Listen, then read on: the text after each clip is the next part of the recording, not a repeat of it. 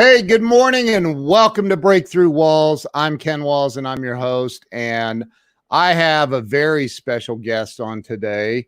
This guy is the entrepreneur of entrepreneurs. I want to welcome Sean Castrina to the show. Sean, Great. welcome. Good to be here. Thanks, Ken. I appreciate you taking the time this morning. So, Sean, I started this show a couple of years ago. I've been very blessed in life and in business, and I thought, I gotta give back more and help people, and that's what this show's about, is helping people have a breakthrough in life and business. So, I think you've had a few of those. It sounds like. Mm-hmm. Yes, Um, definitely. so let's start out with where you were born and raised. I was born in the Bronx, New York. Not that I remember any of that. And then we moved to Pennsylvania. Most of my remembering was, through high school and middle school in Maryland. I was a high school wrestling state champion and got a Division I scholarship to college. And, Wow. the rest is that's kind of the genesis of it all. And then, Yeah. I was in grad school and got let go from my dream job overnight and decided then that I would never be dependent on somebody for my income and or my my any destination. I Yeah. didn't want anybody to have control over anything because they that can slip out from under you at any time. Yeah. So Yeah. that's kind of was the genesis moment of, okay, let's take some control here and go from there. So you were working for a company out of Yeah, college.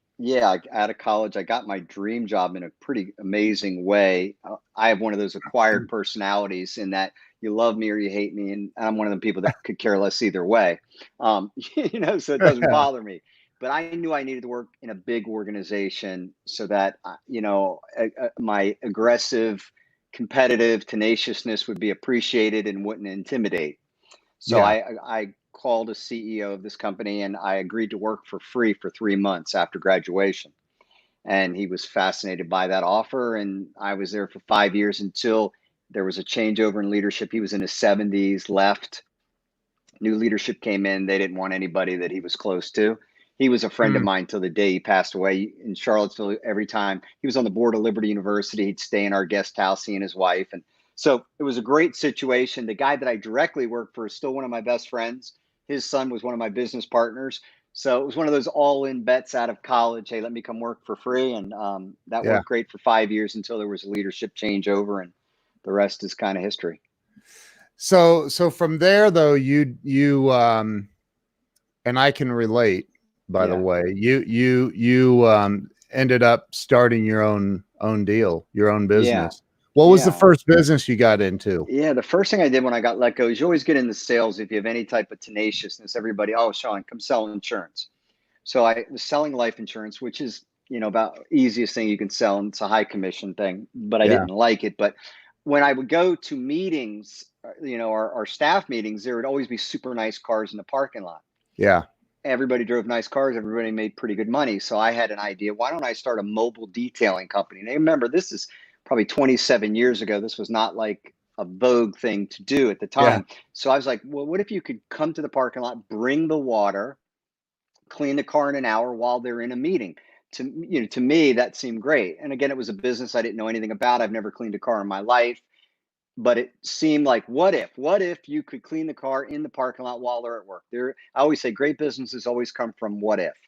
And I started it, made $30,000 a year of passive money while I was selling insurance. And that kind of was my test tube. That was my beta project that has led to 25 years of starting companies based on Wow. service companies based on what if, you know. Love that. I had a detail business back in my early 20s as well. Yeah, it was great. And Yeah. what's funny about it is that even then, and this is where, I didn't go to college for business, psychology, which actually goes great with business Yeah. because I know when I'm dealing with a nut job. But even then, I had the fundamentals of what it took. In other words, the name of the company was Wax Master Mobile Detailing. How good of a name is that? Wax Love, Master Mobile. love. It says exactly what we do. Yeah. Tagline: America's choice in mobile detailing. Bold branding position. Yep. Phone number, I still know it to this day, 27 years later, 1-888-933-3824. We detail.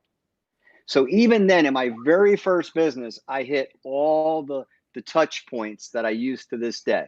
Yeah. Clear, bold name that has no geographical limitations.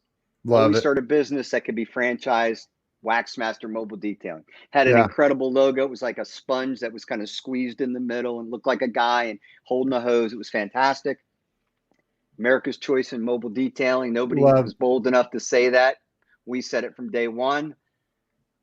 And just like having a domain at the time, a toll-free number back then was huge. If Yeah. you had 1-800 or 888, 1-888 we detail. There you go. So yeah, it kind of fit on my Beautiful. fundamentals, and I've rinsed and repeated for 20 some years. Pun intended. Yeah. Oh yeah, I didn't even think about it. Yeah. Yeah. Rinsed and repeated. And I to this love day, it. I've never cleaned a car myself. That's awesome. Well, I have, and it sucks. Yeah, that's why I like the detailing company. Yeah, right. Yeah. So how long did you have that business? Yeah, I had it for 2 years in Maryland, and then Okay. we moved to Charlottesville, Virginia, because when I was in Maryland, I was advertising in a direct mail magazine that I really thought was a neat kind of a business. And they said that it was in a lot of other cities. So I asked, hey, I asked for some locations that might be available. And I had gone on a weekend vacation with my wife to Charlottesville. At the time, it was in Money Magazine, it was the #1 city in America to live based on SAT scores, crime, blah, blah, blah. So I asked them, and they said, well, a couple people have tried to get it off the ground in Charlottesville, but nobody has ever really been able to do anything with it. So I agreed. I've moved to Charlottesville based on the fact that I would launch this direct mail magazine, bringing my passive income detailing business. I was just going to advertise that in my magazine and Valpak, things of that nature. And Yeah. I launched it. I had that when I was in Charlottesville, and about a year in, I ended up selling it to one of my detailing clients. I had a person who had a shop but didn't have a mobile detailing. So he loved the idea. I sold it, got out of it, and focused on the magazine. And the magazine I ended up developing into 23 cities and made a ton of money. And that Wow. was my second, business.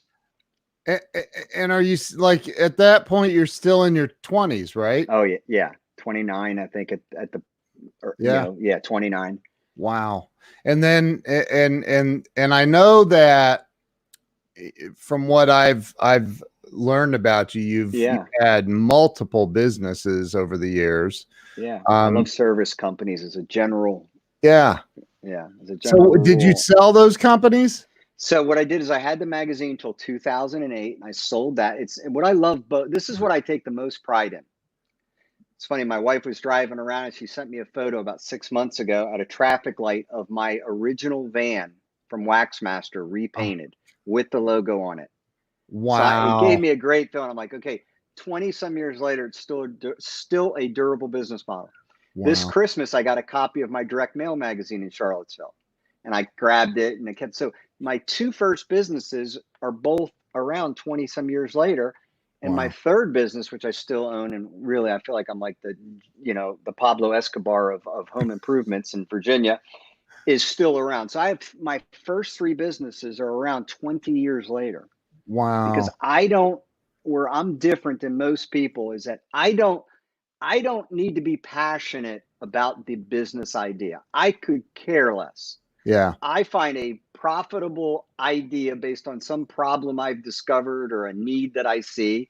Businesses are either solve a problem, meet a need, or satisfy a desire. There's your three reasons why you start any company. So Right. when I bump into that, I start a company. I could care. I don't care about auto detail. I've never cleaned a car in my life. I couldn't tell you the difference between two screwdrivers, but we make millions of dollars in construction. And the magazine, I had no background in, Yeah. advertising or anything like that. So yeah, I find a need and then build a business around solving it. Wow. So, and I want to back up real fast. You said you moved to Pennsylvania. No, I'm sorry. Yeah, I was in as a child. So as a child, we lived in Bethlehem, Pennsylvania for a few years, and then Maryland. We moved around a lot. Okay. Maryland's Okay. where I went to middle school and high school, did sports, Then I went to Liberty University for college. I got And you. then I went to grad school back in Maryland at Bowie State when I was working, at that company. Where's Bethlehem? What I've I heard have of that. no idea, but it's a You beautiful don't know? city. I really, Yeah. yeah, I really don't know. I just know we had a beautiful little brick ranch house, and it was, and all that. But I think I was like, we moved there when I was like 10 or something like that. The only reason I ask is I detect a tiny, slight bit of a Pennsylvania accent. My wife's from Pennsylvania, Yeah, I so definitely have a northern yeah, speed of how I talk, and yeah, yeah, I don't have anything southern in my yeah. background by any means. Definitely not Brooklyn. I Yeah, don't. yeah, no, I don't have No, the New York in me at yeah. all. Yeah. So So you, man, that's it. And you said in the home improvement. What's the yeah, home? again, Where's that come into play? This is my Genesis moment again. Yeah. Detailing. I'm staring at a parking lot. What if you could clean cars in the parking lot and people didn't have to drop their cars off or whatever? Yeah. Okay, what if? What if I could get this direct mail magazine to work in a city that nobody else could get it to work, because this is an incredible city? Yeah. So I looked at what I thought they were doing wrong, addressed about 3 things that I could change. Yeah. Simple little business idea. Like, why did it fail? I offered exclusivity, which is unheard of in advertising. Like, if you were in my magazine and you were the pizza delivery person, there would be no other pizza delivery people. So Wow. that was my unique selling position. That when I looked at it, I'm like, okay, nobody's been able to do this. Where are they lacking? Well, if I owned a business and I buy pizza delivery, I don't want, if I have a Domino's, I don't want Papa John's in there. It just Right. diminished. Whoever has the best offer gets all the calls. So it just diminished my advertising. So I allowed people to buy their competitor's space. So if they bought 2 ad positions, they own their competitor's space. And I did like a two for type of deal. And that was an absolute home run hit. Magazine was loved. Every issue I had like 98% renewals and 5 people on the phone that wanted space. So Wow.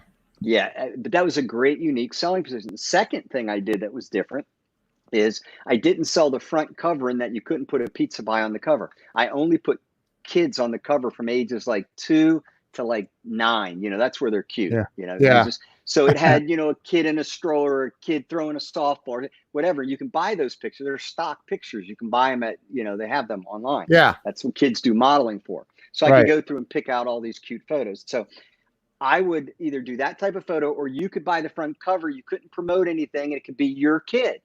So that was really popular too. So 2 unique Wow. selling advantages, and this works in business. So again, it failed for 2 other people. What did I do different? I did exclusivity, because I said to Yeah. myself, I don't want to compete. It's a small town. Right. It's not big enough. I mean, Charlottesville's a town of about 60,000, so it's not huge. Yeah. So then I said, I want something on the cover that people can't throw away. You can't throw away something with cute kids. Just can't. Now, something with a Nope. pizza, you look at it and you throw it away. You make a decision in 5 seconds. Yep. So the kids was an absolute. That's So I called brilliant. right. I called it Hometown Magazine, Charlottesville's Hometown Magazine, and then it would be Morgantown, West Virginia's Hometown Magazine. Blah blah blah. So I did that. Next unique thing that I did is that most people that advertise in magazines are, whether it's an auto or a lot of home services. We had a ton of home services in it. You want people that have higher incomes. So I didn't do no rent. I did the top 50% of all home values. Yeah. So I quickly purged the demographics, and I didn't go to apartments because they were typically lower, economically. And if you had a home Right. service, it was worthless to you. So when I'm pitching it to Joe the plumber, I'm like, Joe, listen, you're going to be the only plumber in it. I'm going to the top homes in our area. It was the Wow. easiest thing in the world to sell. So that was my And unique. Yeah. and I would imagine, based on all of that, because it wasn't just about you selling and making a profit, it was about you selling, making a profit, and making your advertisers more Oh, you profitable. have to listen. Yeah. Everything in business has to be a win. So Joe Has the to be a win. plumber was winning. Like, he had to have been. I had 98% renewals. My people to this day, I can see them in restaurants like, I love that thing. So it worked. I gave them a tremendous advantage. I went to the very best homes. I eliminated the worst homes. I allowed them to be exclusive. Yeah. I sacrificed the number one ad space in any magazine would be the front cover. Okay, that's always the Yeah. best. But Yep. I didn't sell it. I didn't pollute it. It was a very clean cover. So yeah, it absolutely was a gold mine, and my advertisers did phenomenal. And then you could also tell Joe the plumber, hey, by the way, if you have some cute kids you want to put on the front cover. And I did that. I'd have people do it all the time. Would be like, "Oh, I want to put my grandkids," or whatever the case may be. I had it so good that everything was a handshake agreement. This was the only agreement I had after the first contract. I would Wow. shake their hand and say, "All I ask is you give me one issue notice if you want to drop out." I Wow. said, "Is that fair?" I said, "It's your spot and you can drop out anytime, but you just got to tell me, hey, Sean, this is going to be my last issue." And I always was able to talk somebody back into it. Typically they're going through a financial whatever. Yeah. But that handshake was so much more powerful than a contract in a town like Charlottesville, you Yeah. know? So yeah, it was a gold mine that led Brilliant. to more companies, but the basic same principles. That is brilliant. So but you mentioned, did you say you got into home improvement Yeah, too? I mean, I'm in home improvement right now, and it's Oh, it's it's it's really kind of funny because I don't know the difference between two screwdrivers. I could not put together in all sincerity. I have the toolbox that I got when we got married. It's a plastic toolbox, like 10 feet from me. I think there's a socket set in there, some type of hammer, oh a my couple God. screwdrivers that have different endings on them. But I couldn't tell you the difference between two of them.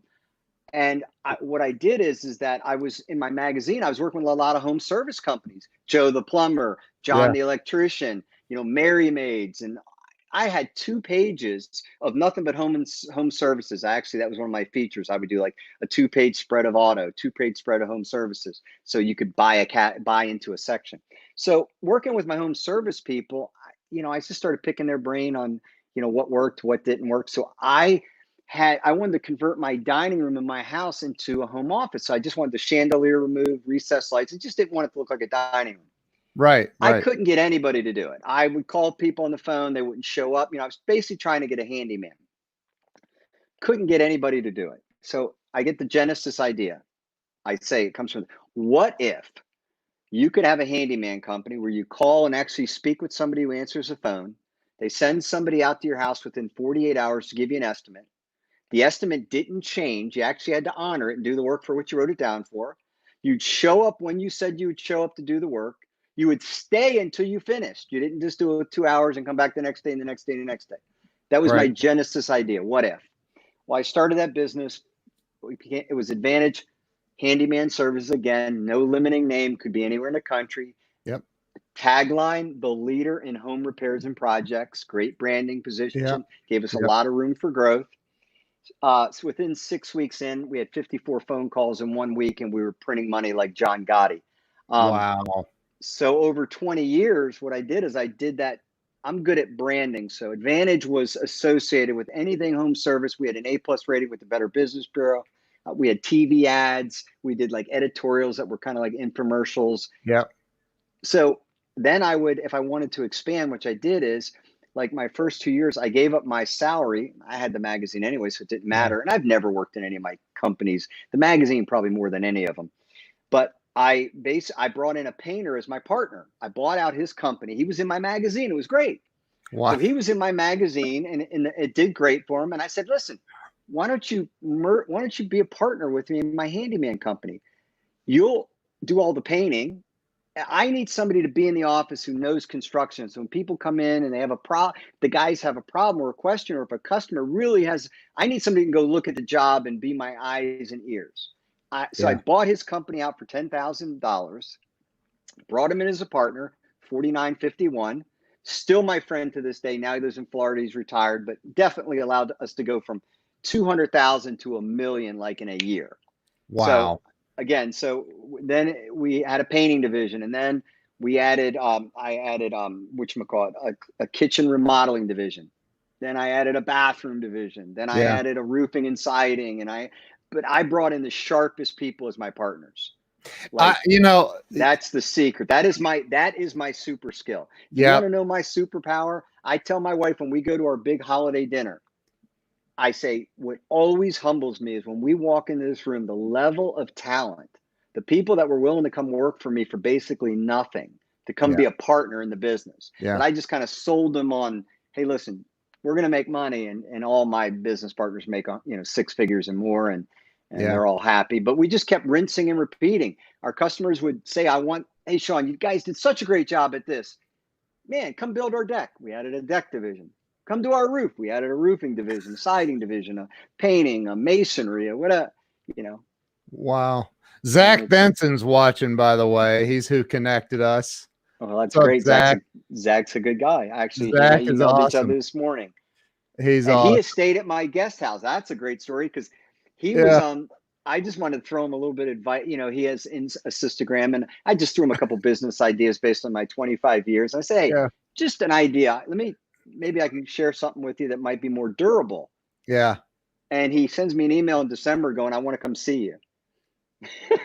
So my wife and I, and he brought his friend in from South Korea, flew into Charlottesville. They stayed in our guest house for 5 days, and we spoiled him rotten. My son took him skiing, and we just had a great time. His comment is, I stayed in Sean's guest house and broke his pull-out bed somehow. LOL. He couldn't fix it. No. So he had his team. It's funny. Because of that, my next division is going to be furniture repair. No, I'm not joking it. I'm not joking it. He broke. I know you're not. I've got some theater chairs, and I told my partners, I said, listen, it's a perfect exit ramp for our older handymen that are in their 60s. Wow. So we're actually going to add a furniture repair. We're just debating whether we start it out and make it look like a separate franchise. That way it doesn't affect our brand. And then like 2 years later, we buy it. Yeah. Advantage buys, Furniture Fix It or whatever the name may be. So yeah, it's funny. He broke my thing, but it's going to end up making me a lot of money. That is so awesome, man. So, I love the fact that you ask yourself that question. What if? Listen, I'm going to blow you away, Ken. This is going to what I'm going to share with you next and your listeners. Everybody always is like, where do you get great business ideas? Let me just go through a couple questions. I'm going to do what if, and your listeners and your viewers are going to follow.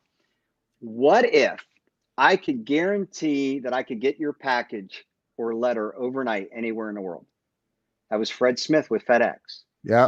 That was a audacious what if. Yeah. I'm not saying I can do it, but what if I could? He reverse engineered a company around being able to pull it off. What if I could build a car that any working American can afford? Henry Ford.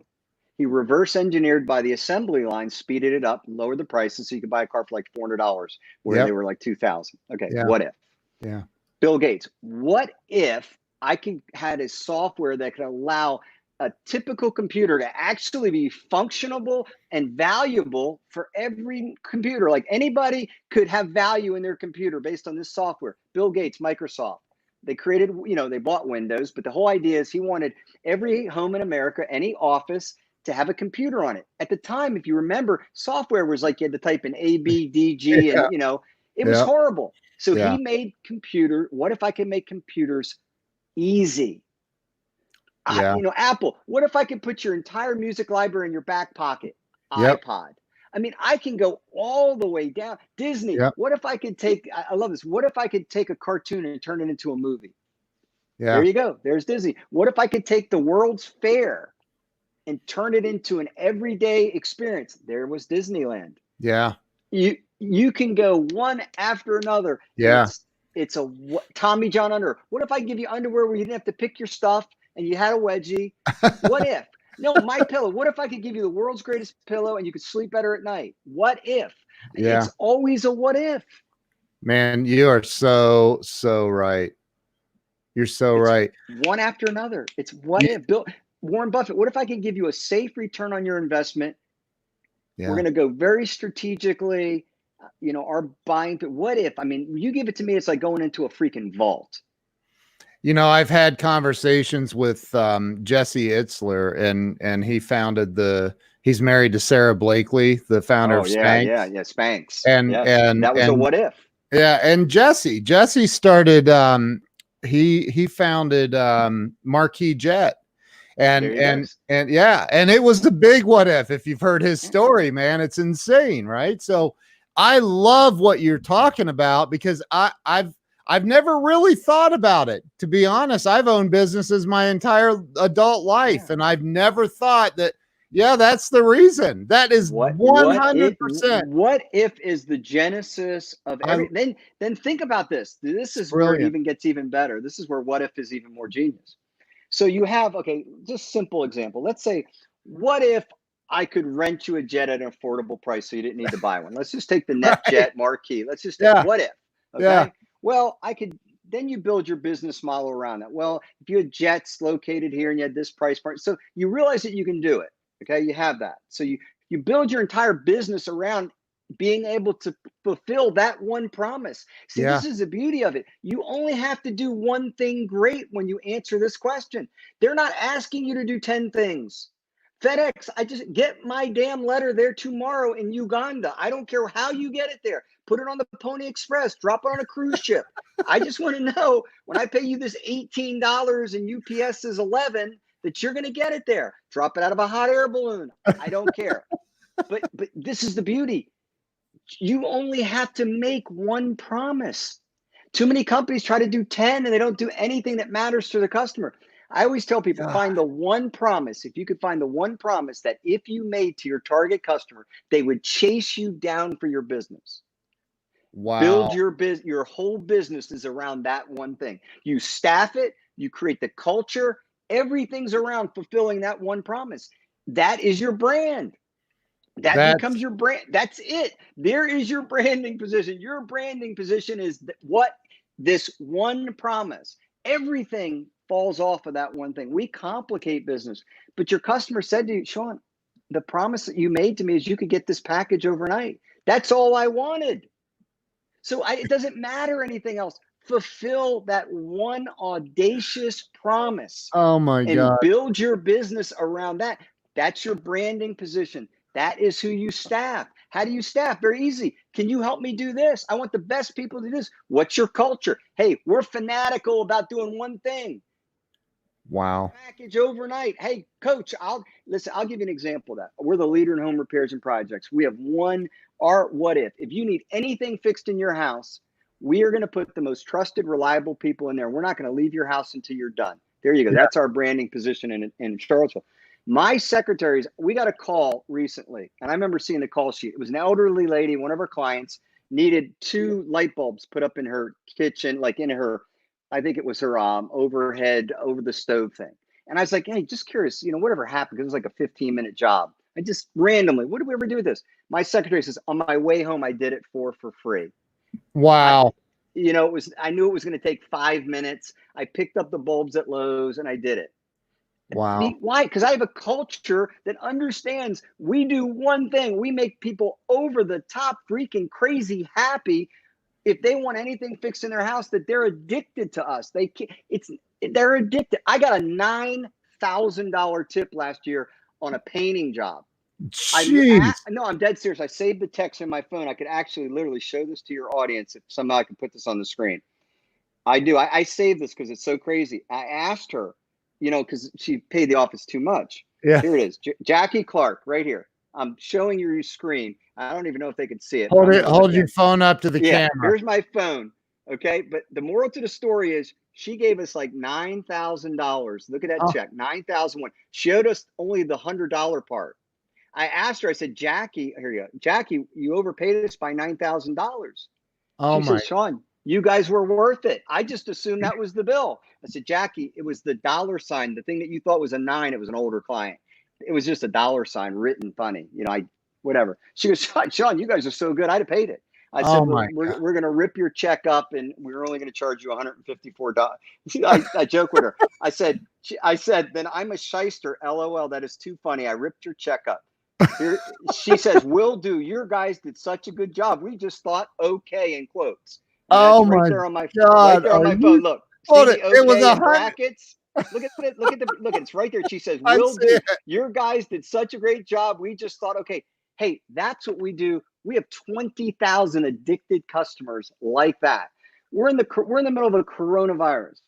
We had 37 phone calls last week for people that wanted us at their house. Oh my gosh, man.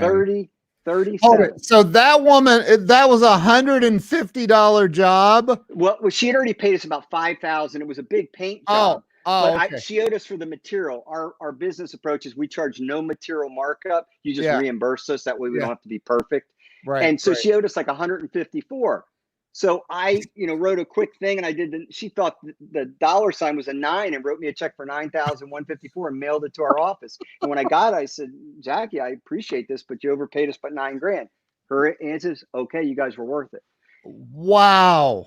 It That's works. awesome. It's the one audacious what if. When you What if? find that one audacious over the top what if, and then you can, now the big thing is, can you solve it? I get the what if a lot, and then I realize I can't solve it. Sometimes I get the what if. Yeah, right. It's either too expensive to solve, Right. it's too complicated to solve. Like, I'm blown away by, when I think of Bill Gates and FedEx, and that's so global in my mind, where their brains were like FedEx. That's so beyond my comprehension that you in early 1980s, you could figure out how to do that. Yeah. So some people, their brains are just beyond my ability to even, their what if is Tesla. Perfect example. Yeah. I'm buddies with Grant Cardone, and one of the things that Grant talks about is, and I wonder if you can relate to this. He says his biggest regret in life is that he didn't think bigger sooner. It's funny. I speak at colleges all the time, and that's what I tell them. I said, knowing what I know now, you got to set goals that are, I call them only God goals. Somebody could tie them to whatever their faith is and whatever it is. Yeah. But I like to look back, and I've got stuff all over my weight room where I'm like, there's no logical explanation for that. Like I did an event with Tony Robbins. At the last second, my guy says to me, hey, listen, we have an opening in the summit thing, and we'd love you to be. Now, I'm just launching my book. This is like 6 years ago. And they send me like the marquee, and it was John Maxwell, John Gordon, and my photos with them. Now, this is, okay, my only God goal, I was writing in my journal, was I want to share the stage with those whose books I've read. Now, for 2 years, I'd been writing that down. And a guy that I just met goes, hey, listen, we have one opening. We'd love to have you in it. I get the marquee, and I see my face next to Tony Robbins. There's no logical. And the guy who turned me on to that, I'd never met in my life in person. Oh my God! So there's no logic. That's insane, man. And that's why I tell people, man, set some goal that there's no forget. And Grant does this. Grant does a really good job in his 10X book. I've read his books. Yeah. And you got to have things that don't make sense, that they don't line up. It's like A plus B equals C, and you have no idea what B is. You have no idea. Yeah. I love that, man. I love that. Okay, this is turning into one of my favorite interviews. I love the way you think, man. So, but let me ask you this: what is you keep using the word genesis, so I want to use it. Yeah. And I want to say, what is the genesis to this mindset that you have? Where did you have parents that were like uber entrepreneurs? Listen, I love my parents. They live in my guest house. I was raised by wolves. I am the epitome. This is what evolved white trash looks like. This is the finished product. I can't even be on Facebook for fear that one of my family members would be my friends, because I couldn't find you on Facebook. I don't want to be. It would be, Sean, can we borrow money? I'm thankful I loaned all my family members money when I didn't really have a lot, like pre-30. Now that I'm rich, they've already lost their credit line. It's fantastic. Oh, actually. My God. So no, there's no genesis of it. I just knew I didn't want to be poor. Wow. I just knew that. I knew that struggling for money based on all my observations growing up was not very appealing. So I knew I'd make money. That's why I went to go work for that job for free, because I knew if I was good, I'd make twice as much as people coming out. I'll bet on me any day. Wow. There you go. Listen to me. I am the ball's on the 1 yard line. I love Grant Cardone. I want the ball. Right. I'm gonna fake it to Grant, but I'm still running it. You just, and he thinks the same way. I know that mindset We want Yeah, the ball. We're, you know, we're dude. fairly That confident in what we do. I always joke, I oh only got that like 3 skills, but Zach's throwing up your Instagram. mm, He said find him at Sean.Castrina on Instagram. So yeah, that's where you can go ask him for a loan if you're a there you family go. member. There you go. I'm Yeah. kidding. So Oh, it's too so funny. talk about your first, and I know you've written at least a Yeah. couple of books, right? Yeah, 3 books. And Three. let me just give this to your audience because Yeah. it's during the corona and I'm not going to miss any meals, but I wrote 2 books. They're on Amazon, 8 Unbreakable Rules for Business Startup Success and The World's Greatest Entrepreneur, a Fictional Tale. But I just wrote The World's Greatest Business Plan because I read, look at this. You think guys are thinking I'm joking. Here's the entire front of every book on Amazon's right here. Every one Oh of them. my This is the God. first. I read all of them and they're horrible. They're absolutely horrible. So I wrote a 151-page book that's the only 25 questions you have to answer in a business plan. It's the world's greatest business plan. If you go to my website, SeanCastrina.com, you can have it for free. It's an $18 book. We give you the digital version so that you can actually type out your business plan. We're not going to sell you anything. It's on the top of my site during this whole Corona thing, Wow. and you can have it. But it is I joke with my son. It's too funny because every morning when I was getting up writing it, I'd say, Colin, this is the world's greatest business plan. I literally every time I would finish like a few pages and I would explain it to my family at dinner. I go, I'd show them a book and show them like how complicated like something is. A simple example, and then I'll leave off my world's greatest business plan that I'm giving away for free. Yeah. Why does a business plan have a financial projection in it? Now, I could go to this incredible book that I'm sure is written by an incredible guy, The Anatomy of the Business Plan, 380 pages that would make you jump off of your nearest bridge. That makes And right, just and looking at that makes me want to jump. and he has a sample company in there, and he has all this where this is what we're going to make network and get quick ratio. Oh, incredible! This is a fantasy.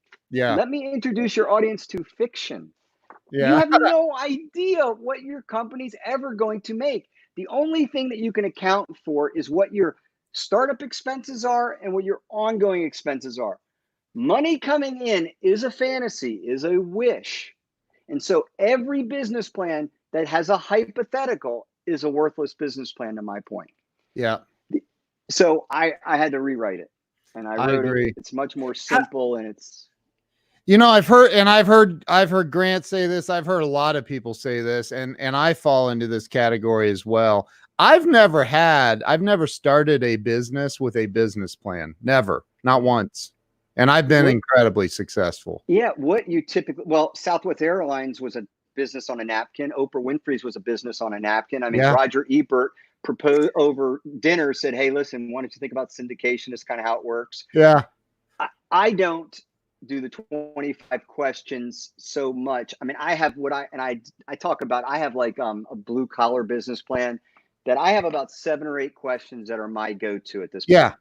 Yeah. That's kind of it. I have about 7 or 8 that I more than anything, I vet my business idea, because when you're crazy like I am, every idea sounds good inside this big jug of mine. Yep. It's when I expose it to sunlight that it gets destroyed. So when I Right. go in my office and I bounce it off my partners and I go, "Well, did you think about that?" And I go, "Nope, there's point number 3. That business is out of the way." Yeah. See, the problem is we go into a business and we want to reverse the business plan from this business working. Yep. That's the one thing I don't do. So you get excited about a business. I want to do this. Yeah. And so all the information supports what you want. So you do a financial projection based on it working. A business plan is allowed to tell you to not do it. Wow. That's the difference in my business plan. You Yeah. may get 7 questions into mine and go, "You know what? Probably not a great idea." So I Right. want to, this is how I do it. Listen, as the great theologian Michael Tyson said, everybody's got a plan until they get hit in the mouth. My business plan tries to hit you in the mouth because Right. I am as proud as talking 8 people out of starting a business, 8 out of 10. Yep. There's a reason why 9 out of 10 businesses fail in the first 10 years. Reason why 50% fail in the first 2. They Yeah. were bad ideas. Yep. They should have never been exposed to daylight. That is so true. So true, man. And I think a lot of people that start businesses don't realize also the amount of they underestimate the amount of work that's going to be involved in owning and operating a business. Yeah. That's why I start every business with me not in it at all. Because I'm always going to get in it. No, this is it. But Yeah. I'm like the guy on the bench that might have to play 8 different positions. Right. But if you put yourself in it from the beginning, you're a captured agent. I have Wow. never Yep. had myself as the pinnacle, the hub of any of my businesses. I'm always floating above. Now I can fill in, and I have, but Yeah. that's the E Myth. That's one of the 10 books you absolutely got to read if you want to be an entrepreneur. Yep. He got the fundamental idea: work on your business, not in your business. That, as best you can. Yeah. Everybody, it's a different fit for what they do, but that basic concept is not a bad idea. I love that, man. So what's coming up for you? What's my big thing is I thought about that business plan. I was like, I'm going to sell. It's going to sell a lot of copies. I even did it in Spanish. I didn't realize the Latin community is like the most entrepreneurial community. So Yeah. my PR agent, who's Hispanic, great guy, he goes, Sean, I love this book. Why isn't it in Spanish?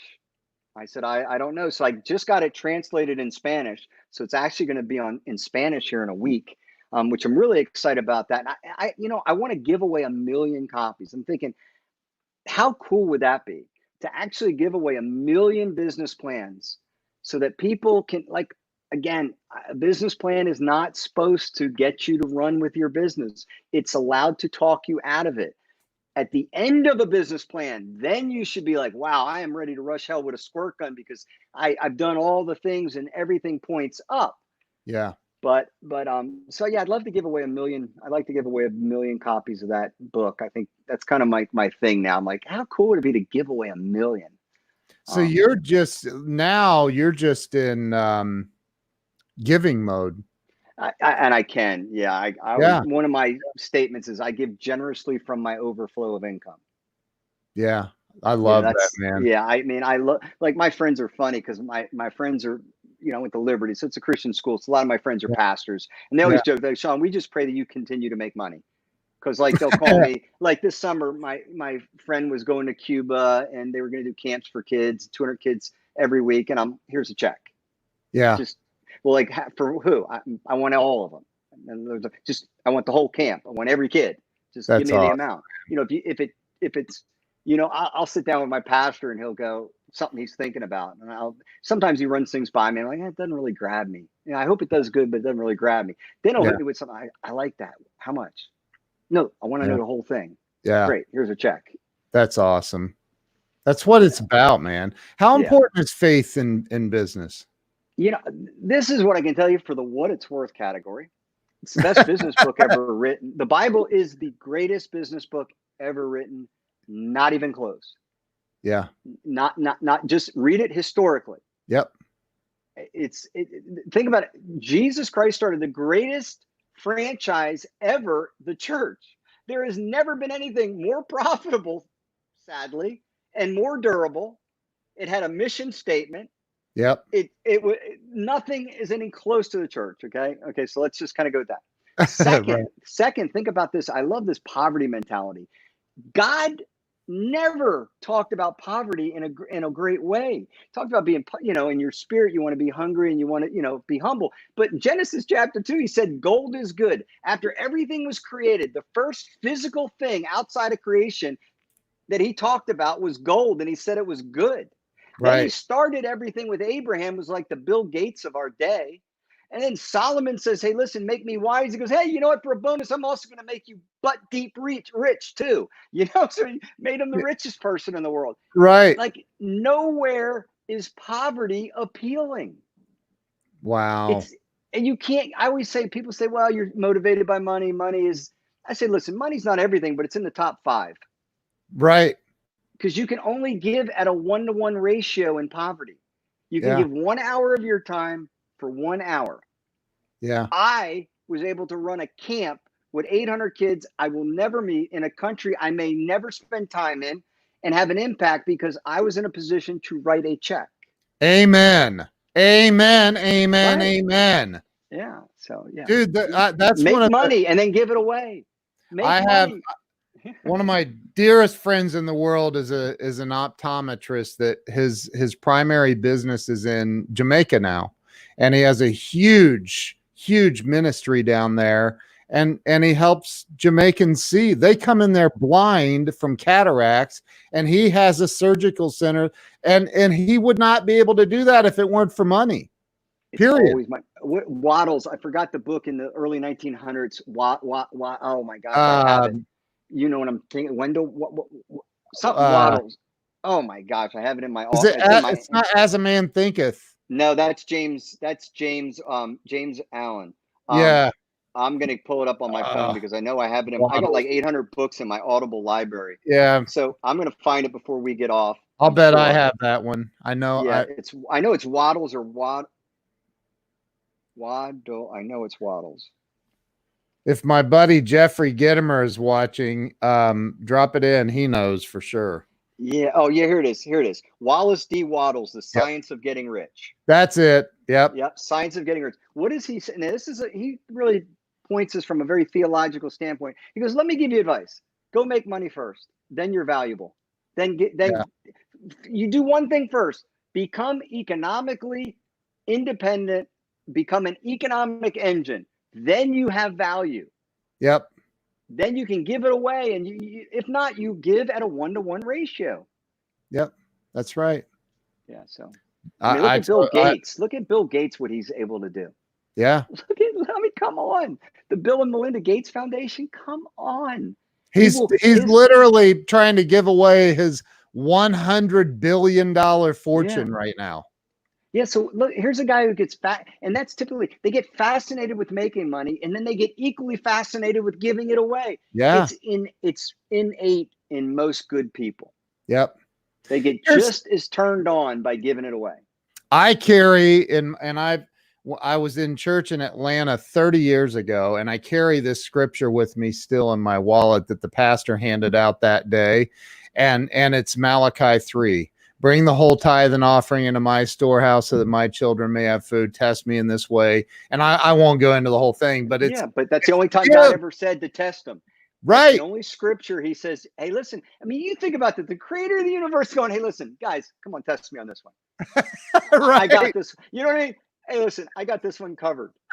My friend said this to me. It's funny you say that. When we were in college, out of college, I was still generous. I just, in any way I could be. My friend, who was a pastor at the time, pulled me aside. He said, I'm going to let you in on a secret. He said, when God gives the gift of giving, he gives the gift of getting. Yep. And I've never worried about money a day. I mean, really, I joke, like a year into my marriage, at the time, remember I was raised as white, raised by wolves. We had $10,000 in the bank, and I bought a house within our second year. I owned 2 houses within 4 years. Money came easy to me. It was, I could see the checkerboard 6 moves down. Yeah. Yeah. Dude, you can't outgive God, is what I say. You cannot impossible. It's impossible. And I've done it where I give away my last dollar, and because I already know, like, it doesn't matter. Like, it's coming back. No, quick. The math is, listen, I'm always looking for an opportunity to do something, again, now it has to stir my heart. So sometimes it's not the typically when people pitch me things, I reject them. Yeah. Yeah. When I get pitched, because I'm like, perfect example. And it doesn't even have to be faith-based, because I think God, man, if we're feeding, helping people medically, educating people, he's all in. I see the Shriners commercial when I'm watching, golf. That little kid gets up there. I'm on my phone. I don't know how many Shriners kids I'm supporting right now. Right. It doesn't have to be missions or faith-based, because I think God loves us educating, feeding, and healing people, helping people medically. I think he's all in. I love it, dude. This is awesome. Hey, I know you're a busy guy. I want, so your website, Sean Castrina.com. There's a free book on there for everybody. You're going to love it. It truly is the world's greatest business plan. And just, you'll like it. I have a 10-minute podcast because I have the attention span of a flea. 10-minute entrepreneur. If you like, I'm a teacher. Like, I don't just rant. I like 5 reasons to brand, 3 reasons to do a bit. I'm very granular. I teach at colleges. So if my podcast, if you ever want 10 minutes of how to do something on business, Yeah. mine's purely business. I'm there to gonna equip, follow it. encourage, and educate entrepreneurs.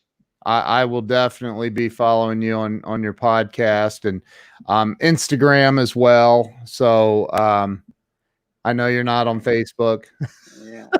I know my son just told me I need to join a bunch of Facebook groups. He's like, Dad, you need to go in. You need to be. I'm the least social media savvy human being. I care about 4 to 10 people on the planet, all of which I could text within 5 seconds or FaceTime. Right. I get it. Yeah. Sean, man, thank you so much. Hey, I appreciate it. It was a lot of fun. Wow. I'm blown away. What are your first 2 books called, real quick? Yeah. And you go to Amazon, just put my name in, but 8 Unbreakable Rules for Business Startup Success. 30-second story. I was on the beach and I was like, I wanted to write down the 100 things I wish I would have known now that then when I know now, and I wrote it and I kind of broke them into things, and that became my 8 Unbreakable Rules, knowing what I now know. And then I said, it'd be kind of cool if I could rewrite this in like a fictional tale. So then I wrote The World's Greatest Entrepreneur, a fictional tale of those. It's the fictional tale, the story of 8 pillars.